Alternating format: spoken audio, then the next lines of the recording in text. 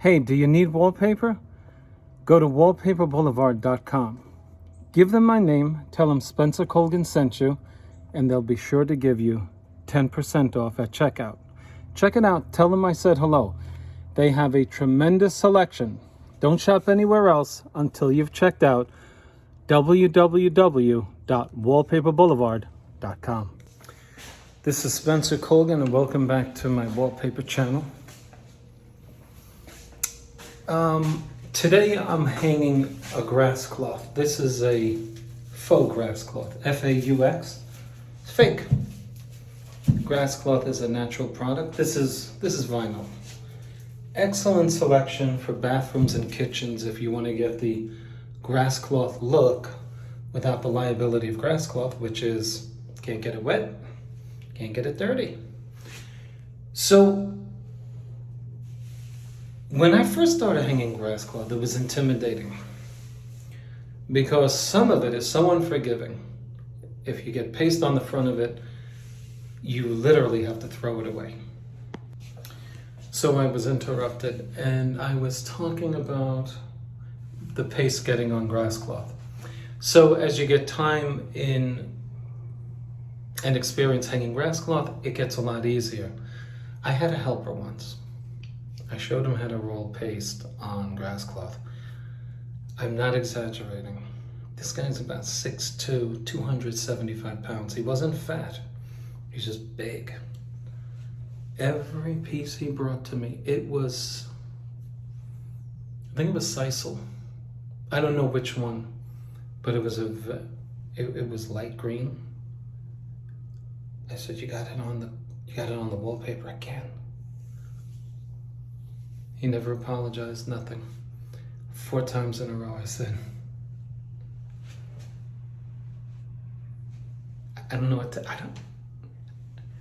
you can't get paste on grass cloth. Especially, you know what, let me show you something. You want to get paste on grass cloth? Let me show you this one.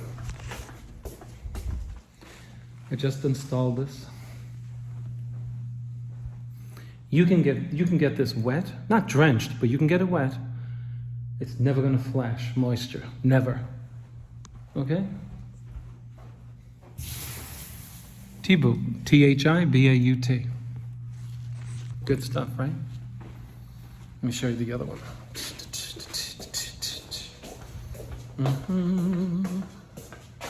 I hurt my back, so I'm wearing a back brace, plus I'm on a building construction, so you got to wear the neon colored.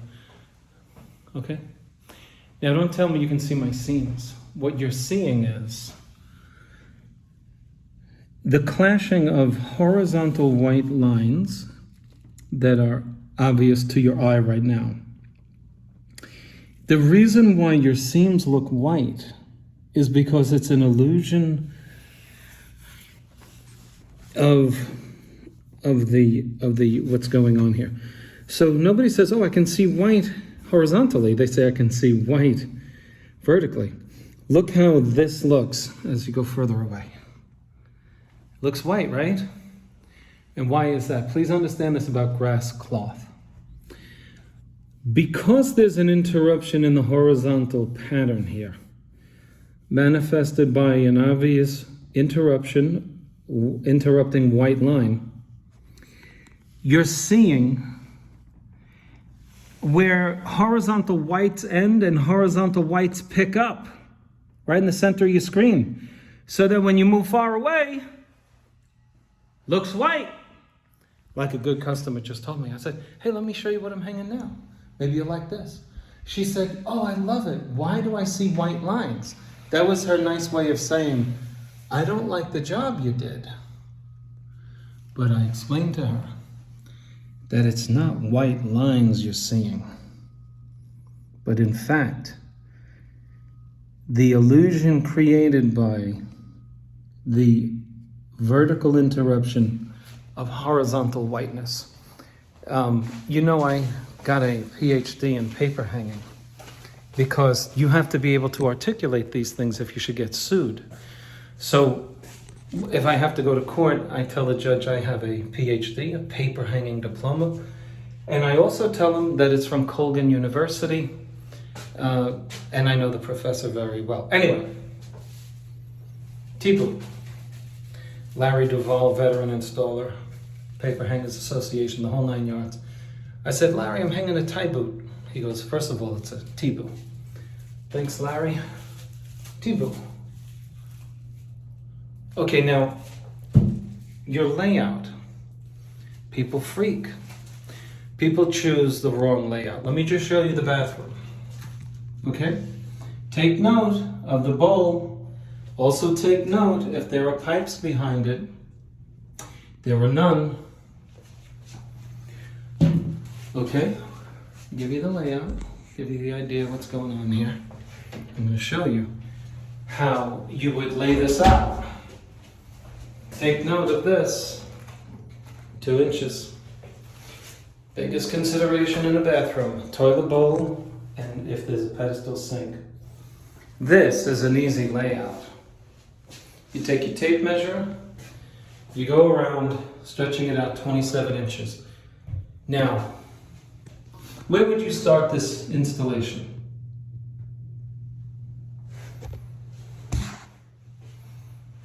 First consideration, do I have a pattern match? Answer is no. If you do, your first consideration would be made in conjunction with the fact that you have a pattern. Therefore, you would not want to end anywhere near this corner trying to match a pattern in a 2-inch piece. That's an amateur mistake. Okay, not criticizing anybody, but please, if you have a pattern, general rule, you want a minimum of 4 inches away from a corner. Minimum. Because your corners are going to have to be cut and adjusted. You don't want to be working with a sliver of wallpaper this big. You can stress the color right off of it. So you want a minimum of 4. I like 6. Okay? There's no pattern here. Guess what? We can cut this in the corner and throw away a 3-4 inch piece. You can throw it away. It doesn't matter where I end here. I mean, you don't want to be dealing with a 1/2 inch away from this corner, even with this random reversible pattern I'm dealing with today. So it's an easy day at school or an easy day at work because we have a random reversible pattern. What does that mean? Random doesn't match. Reversible, you flip every other sheet. So when you start at the top on one sheet, the second sheet, flip it around, start at the bottom. You know why? Let me show you why. This is my roll of wallpaper. I have my left side, manifested by the O's. I have my right side, X's. When I hang this sheet on this wall, and I cut my roll here, and I come up with sheet number 2, my O's are still here, my X's are still here. But when I take this sheet and bring it up to here to put it next to this one,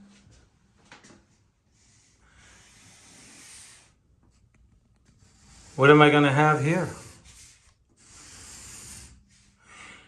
I'm going to have O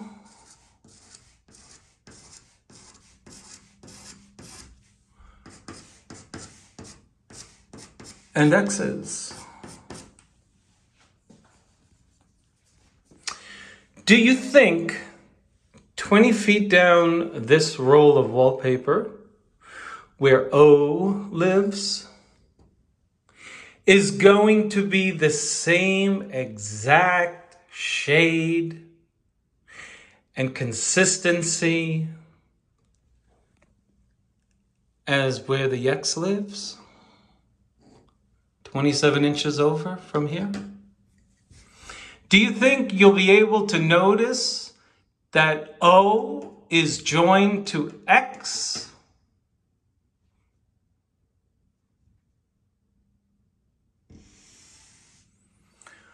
Or would you rather reverse it. Turn it over so that sheet number 2, when joined to sheet number 1, has X's on the left and O's on the right.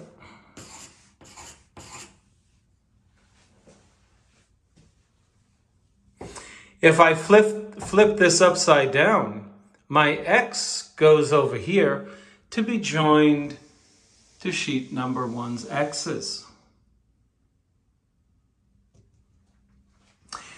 And then on sheet number 3, well, you know what we do now. We got to put the O's together so that on sheet number 4, we rejoin the X's after reversing sheet number 3. Capiche? My wall covering is 27 inches.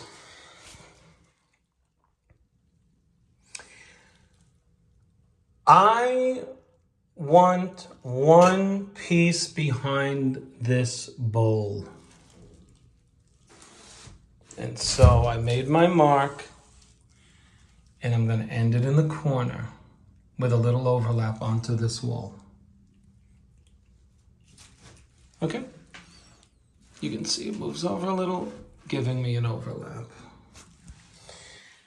Because one sheet of wall covering is really strong when you're pushing and trying to get it in there. It doesn't rip. But if I have a little piece here, then I got to get this piece in here 3/4 of the way because I didn't think about it. I got to fit my hand in there. Oh, I ripped it. Hope the customer doesn't notice I ripped it.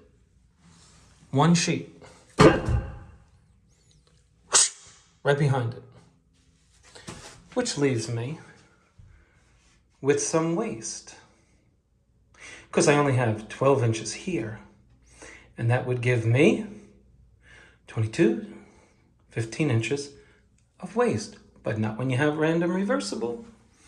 Take that sheet. You can use it over here. You can use it up there. Ideally, you want a full sheet behind the bowl. So you only got your face up against this thing once. Not with 2 sheets, but just once. Okay.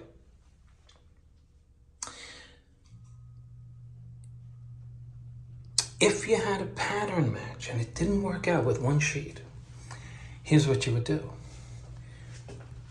Right in the middle.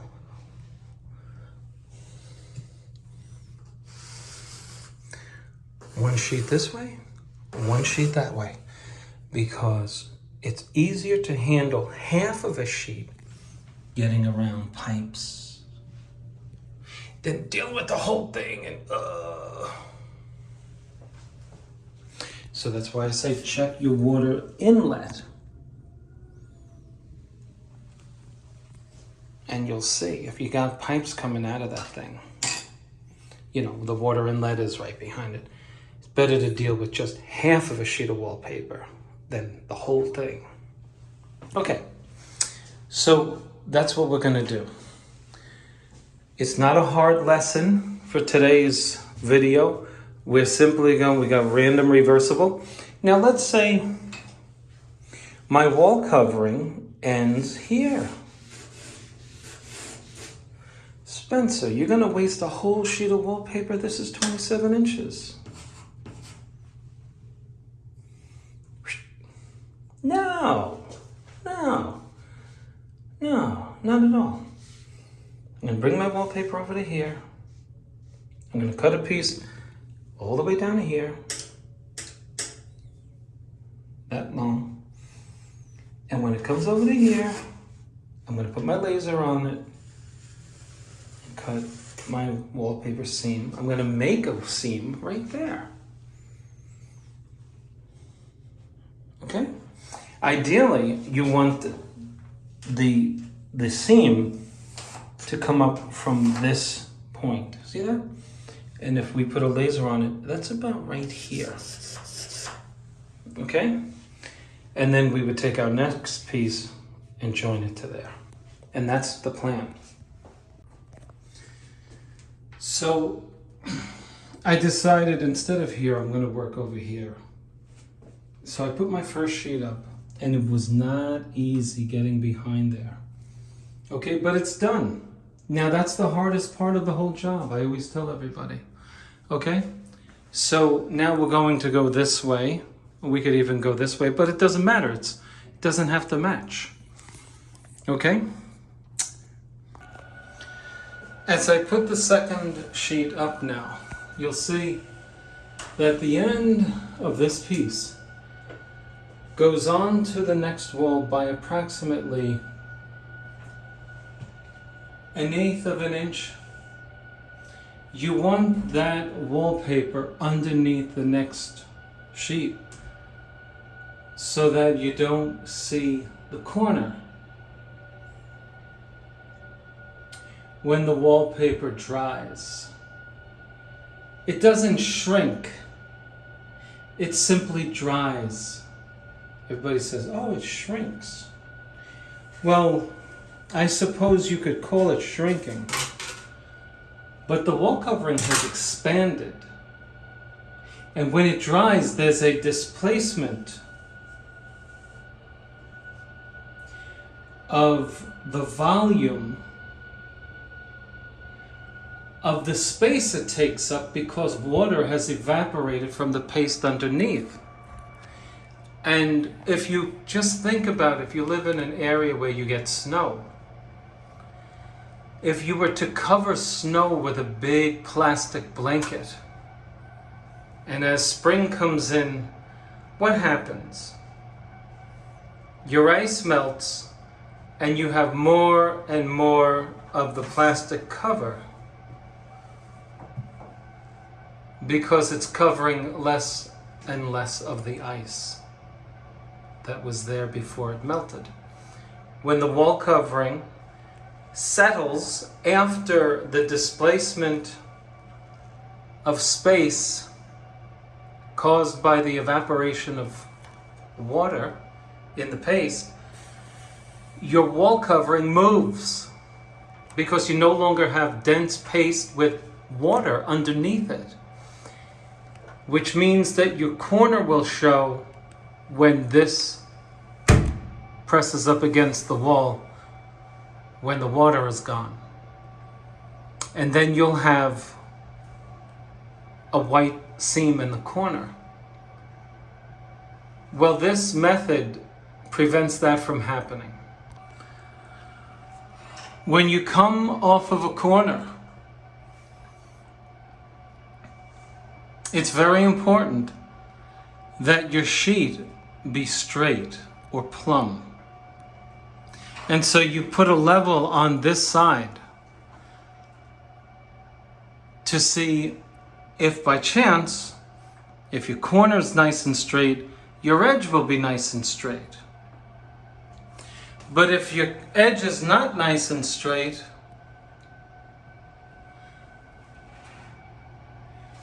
what you want to do is push this sheet over until it meets the edge of the laser and trim it in the corner. But Spencer, I'm going to cut through it and I'm going to eliminate that overlap from this sheet. No, you're not. Don't press too hard. Don't press too hard and you'll only cut off the top layer. Now, I know that takes a little experience, but that's what I do. Or you can simply pull this sheet up, put this sheet in, cut the excess there, pull this back up, put this back in, put this one back down again. Okay, you can see that we're off there by 1/4 of an inch. Now, you have grass cloth. Let's say it was very difficult to get in this area. you can trim that edge by just trimming it off against the laser. Because the next sheet doesn't match up against it anyway. Oh, but Spencer, these are not going to be straight. Come on, don't be ridiculous.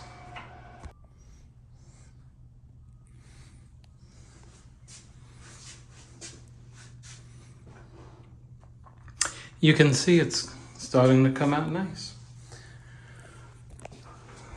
When I pull the next sheet, I'm going to do it in such a way that I'll pull a full sheet and I'll use half of it here and half of it somewhere else. So that's why I'm not messing with this yet. I'm going to see where I could use the other side of this piece. Here's what I've learned when putting vinyl in corners. This is thick material and it resists bending. Watch. If this were paper, it would stay like this. But you see what's happening? It's going back. So when you cut the corner, now why do we cut corners? Well, let me show you. Let me show you why we cut corners. Try to simulate the problem. Watch this. This is your wallpaper in a corner, right? Okay. Here's how it looks when you get paid. Nice, right? And here's how it looks when you get called back after you got paid. Enough said. So we cut the corners, but we don't cut corners when we're hanging wallpaper, do we? Now, since it's so strong in resisting your knife, when you put your edge into the corner and push it in, what you might not realize is that your wall covering is not touching the corner.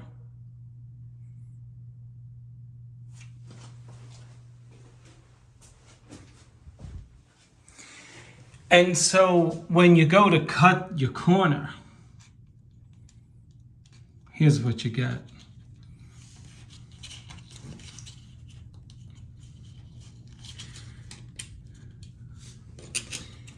It's lifted and you wind up cutting it too short. Let me put the camera down 1 sec.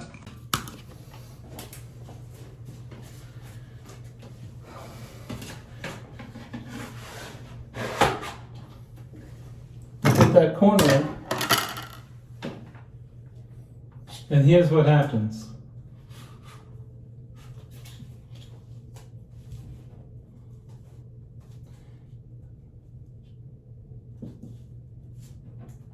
You'll get the idea once you see this. You'll realize that your tough vinyl was so tough that it didn't go into the corner, but it went near it. And so when you cut it, you realize, oh goodness, I got 10 feet of this vinyl on the wall. Now you got to move all of this over. Good luck. So we yield to the stronger element, which is our vinyl.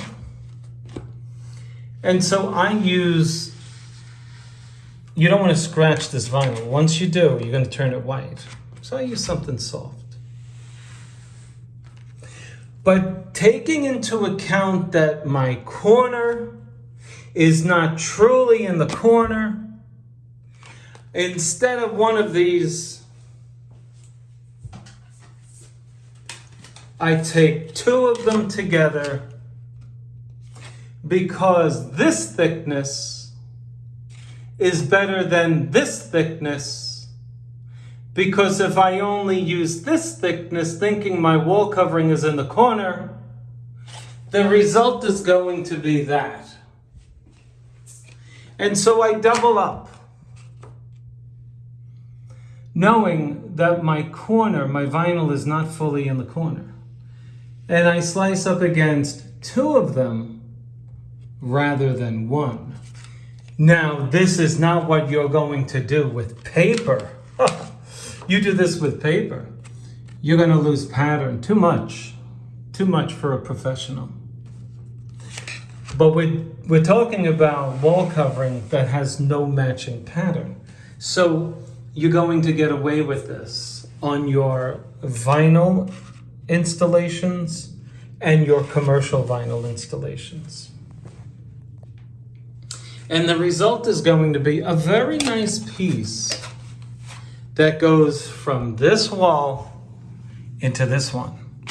That's my true corner. Do you see how it's split? You see the split there? Why is that? Because when I cut it, my vinyl was not in the corner. If it were, this would be joined. You agree? The reason why it's moving now is because the vinyl is fully in the corner. Unlike when I cut it, it was near the corner. Everyone understand that? Now I'm going to take my new sheet from the new wall, lift it up, and put it nicely into position. See that? And you know what? My corner's not straight. So when it does this imperceptibly to the eye, you're not revealing this. See that? That's what we need to avoid. Folks, if you do this wrong, you're going to need to probably throw the sheet of wall covering out. Unless you pull it off, move it over an inch, and do yourself a new cut if you don't have a pattern. Because if you have a pattern, you know you can't move it over because your pattern will be way off. Now, who likes the result? Right? Now do me a favor, come on. Just write perfect in the video just below, just please, if you don't mind. Sometimes I ask that when I'm really feeling good about it. Would you mind doing that for me? Perfect. Thank you. So we come over to the corner on the side of the door jamb that supports the door. These are annoying little spaces that vary between a 1/16 of an inch to 3 inches, and then they start getting normal with 4 inches, etc. But this is what you would call annoying. 2.5 inches of space. Here's what I suggest you do. You take the sheet that goes here and slide it over until it hits this trim. That's what I do. Because you're going to spend a lot of time trying to cut a piece.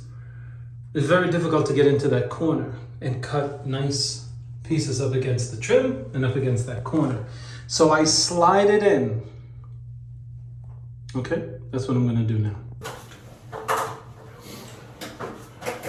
Pater noster, qui es in cieli, sanctificetur nomen tuum, adveniat regnum tuum, sicut voluntas tua.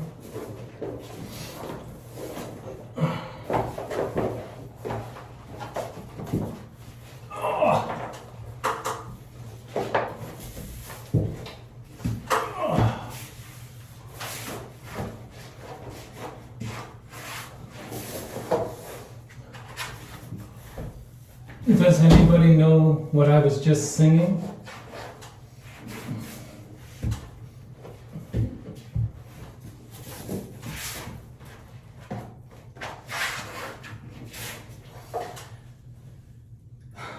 Spanish in high school. The first thing we had to learn was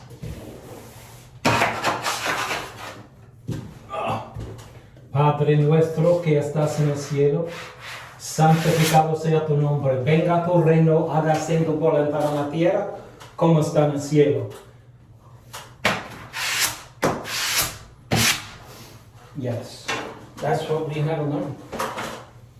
Venga tu reino, hágase tu voluntad en la tierra, como está en el cielo. Danos hoy nuestro pan de cada día y perdona nuestras ofensas, como también nosotros perdonamos a los que nos ofenden. Y nos dejes caer en tentación y líbranos del mal. Amén.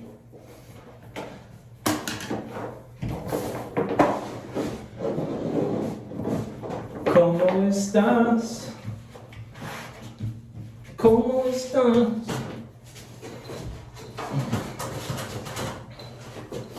Now I happen to have Spanish-speaking viewers.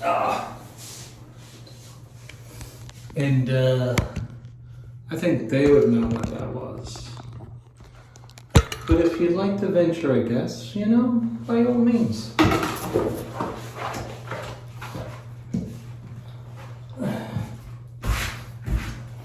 I will share something with you folks.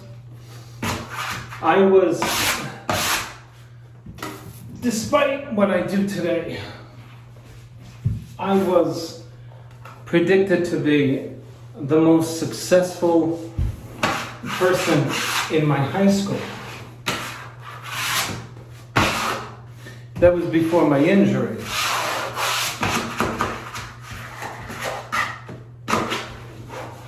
And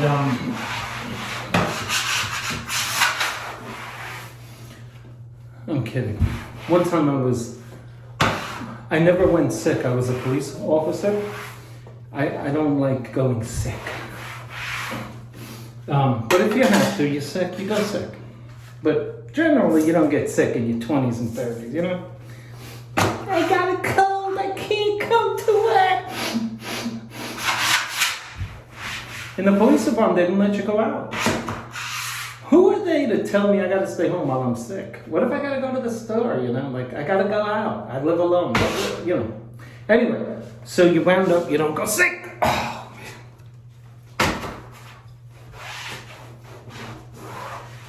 So, I wanted to tell you something. I forget what it was. I'll get it.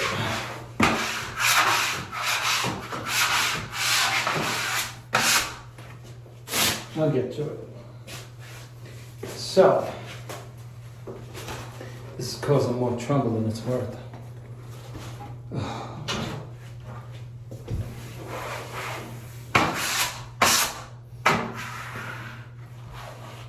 Oh, I know what it was. So I had to take a couple of days because I did catch the flu or some bug, you know, and I was like, man. So I come back to work, and this secretary says, Lou, where you been? Lou is the diminution for the word lieutenant. So I said, well, I had to have a frontal lobe lobotomy. She said, holy crap, that sounds... Are you okay? I said, yeah. I said, you know, in and out. She goes, that's good. Now, it might sound cruel, but I did not disabuse her of that because I felt bad that she believed it. Oh my goodness, that sounds serious, she said. I said, yeah, you know, it's a pain in the head. And I only know what a frontal lobe lobotomy is because I watched One Flew Over the Cuckoo's Nest. And I shouldn't have even watched that, but somebody wasn't watching me when it was on. You know what I mean? By the way, I don't watch TV anymore. I don't watch television. I don't watch the news for several reasons. It's manipulation. You're not getting all the truth. It's given with a slant. And the guy who's putting the news on the news is really wealthy. And what he's calling an injustice on his 6 o'clock news channel is going on in some other part of the world, and nobody cares about it. So I don't watch the news. You know, I got a mind of my own. No news is good news. And plus, I don't believe anybody anymore, except if you're a wallpaper hanger.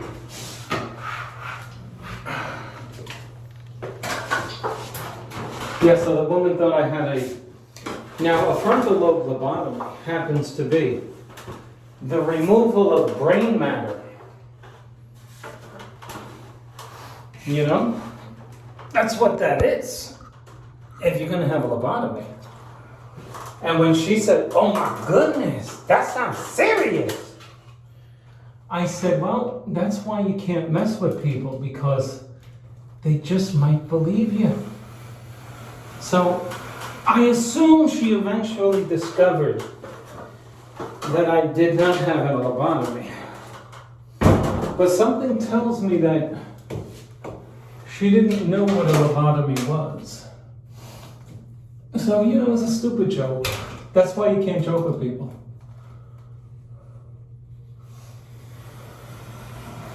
You know? Joking always has a victim, right? There's always a victim when you joke around. Someone's getting made fun of. So, I still joke around, but not as much.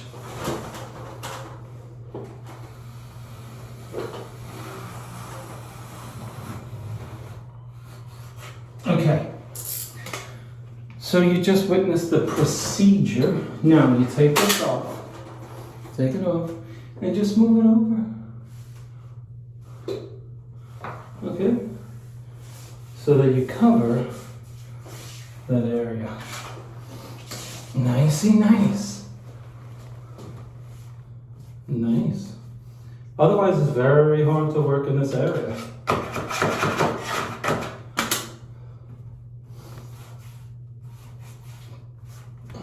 I like it.